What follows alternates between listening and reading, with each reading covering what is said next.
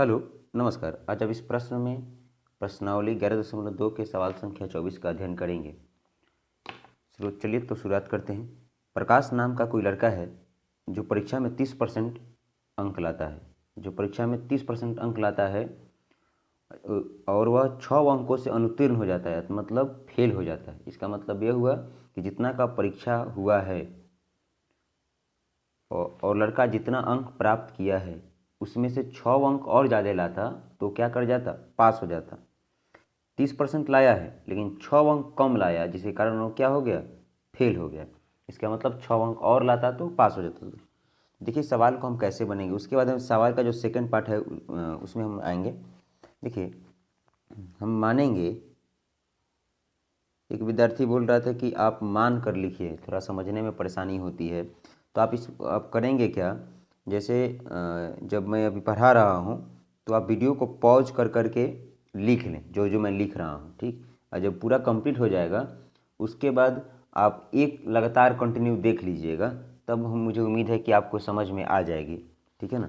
तो चलिए आज मैं लिखते हुए बनाऊँगा। हो सके तो ये वीडियो थोड़ा सा लंबा हो जाए, उससे आपको क्या मतलब आपको समझ आनी चाहिए। मेरा पर्पस यही है कि आपको समझ आए।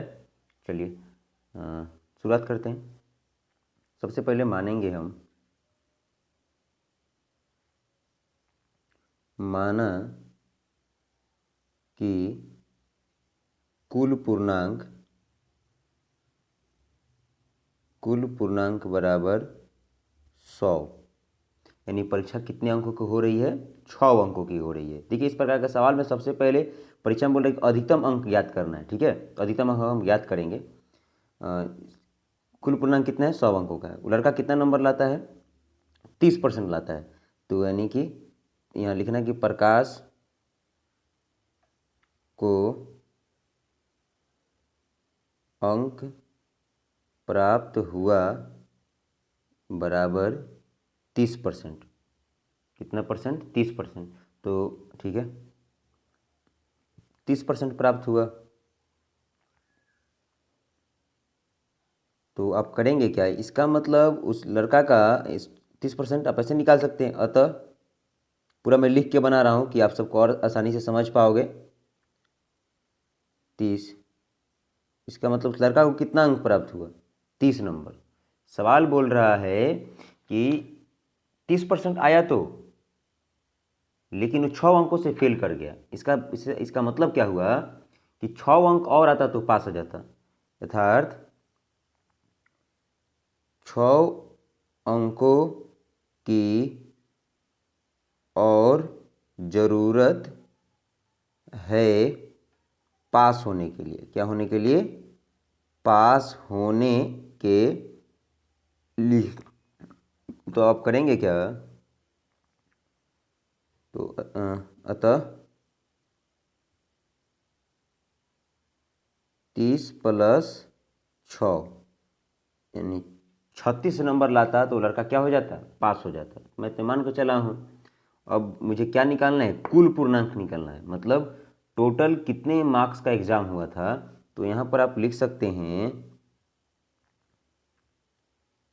कुल पूर्णांक कैसे निकलेगा। देखिए तो विद्यार्थी, कुल पूर्णांक बराबर, देखिए ऊपर लिखेंगे 36 और नीचे कितना परसेंट, 30%, पहले 30 और नीचे ऊपर क्या हो जाएगा, 100।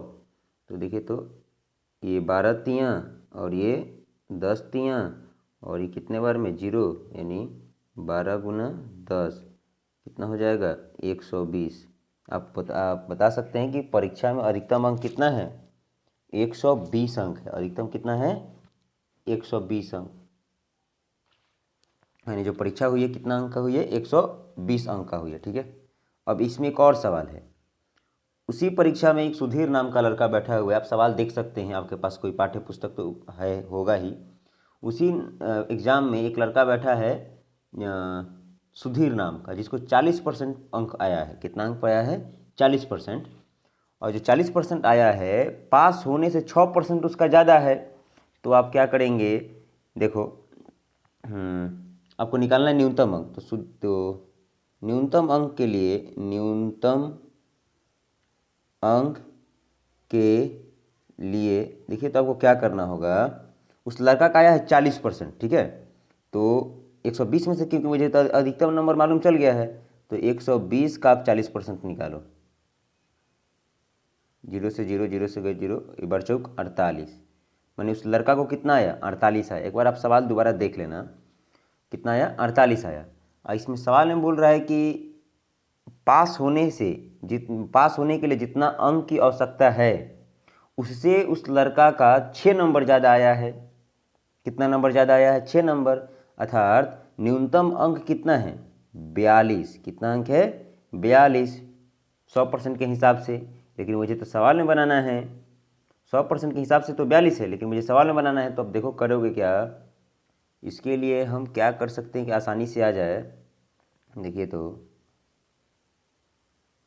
न्यूनतम अंक निकालना है, तो आप करेंगे क्या, 42 न्यूनतम अंक के लिए 42 बटा 120, अधिकतम 120 है, अब 42 कम आ रहा है, बटा 100, ये हो जाएगा। देखिए तो ये हो जाएगा 5 दूना, और ये हो जाएगा 6 दूना, ये कितने, 7, यानी कि 35%। कितना परसेंट। विद्यार्थी एक बात ध्यान में रखना कि इस परीक्षा पास करने के लिए न्यूनतम अंक कितना लाना जरूरी है, 35% लाना जरूरी है, तभी कोई विद्यार्थी क्या कर पाएगा, पास कर पाएगा। उम्मीद है कि ये सवाल आपको समझ में आया होगा। फिर अगर अगर अगर इस सवाल में कोई समस्या है तो आप कमेंट सेक्शन में बता सकते हैं। Thank you.